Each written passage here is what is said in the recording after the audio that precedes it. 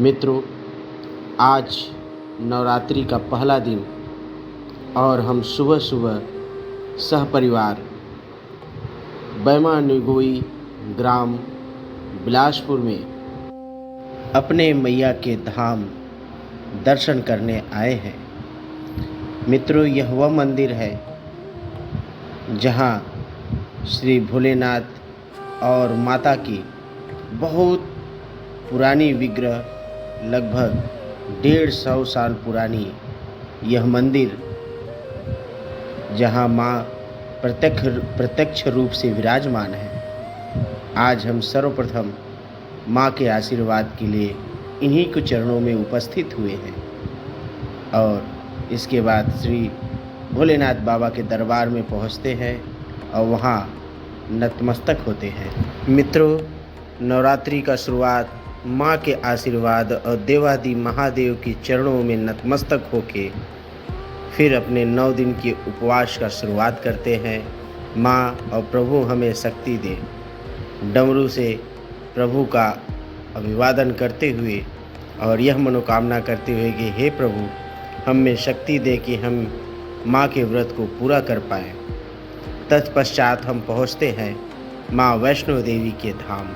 आइए गणपति बप्पा का दर्शन करते हैं, क्योंकि हर शुभ कार्य की शुरुआत विघ्नहर्ता श्री गणेश जी से ही होती है। वे हमें सिखाते हैं कि चाहे रास्ता कितना भी कठिन क्यों न हो, अगर श्रद्धा और विश्वास है तो हर विघ्न अपने आप दूर हो जाता है। इसके बाद हम पहुंचते हैं माता वैष्णो देवी के दरबार में।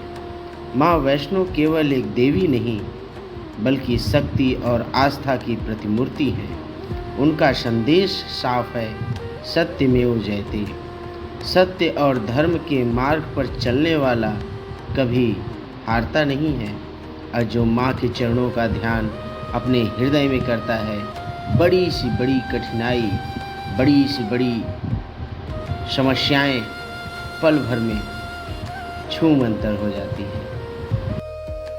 माता के दर्शन के पश्चात फिर हम सब बढ़ते हैं देवादिदेव महादेव के 12 ज्योतिर्लिंग के दर्शन और जल अर्पण के लिए। मित्रों, महादेव की पत्थर की मूर्ति सिर्फ एक पत्थर ही नहीं, बल्कि साक्षात शिव के मूल रूप है, जो इस सृष्टि के रक्षक हैं। जब हम शिव को जल अर्पण करते हैं तो दरअसल हम अपने मन की अशुद्धियों को धोते हैं और पवित्रता का अनुभव करते हैं। शिव हमें सिखाते हैं कि संयम, धैर्य और त्याग से जीवन सार्थक होता है। और अंत में हम सभी चलिए माँ दुर्गा माता के 9 स्वरूपों का दर्शन करते हैं और आशीर्वाद लेते हैं, और जो कि माँ वैष्णो देवी के मंदिर के ऊपर में ही विराजमान है। नवरात्रि का सबसे बड़ा महत्व यही है कि 9 दिनों तक माँ के 9 रूपों की आराधना करके हम अपने भीतर छिपे डर, दुख, आलस्य और नकारात्मक को खत्म करते हैं। माँ शैलपुत्री से लेकर माँ सिद्धिदात्री तक हर स्वरूप हमें एक नया संदेश देता है।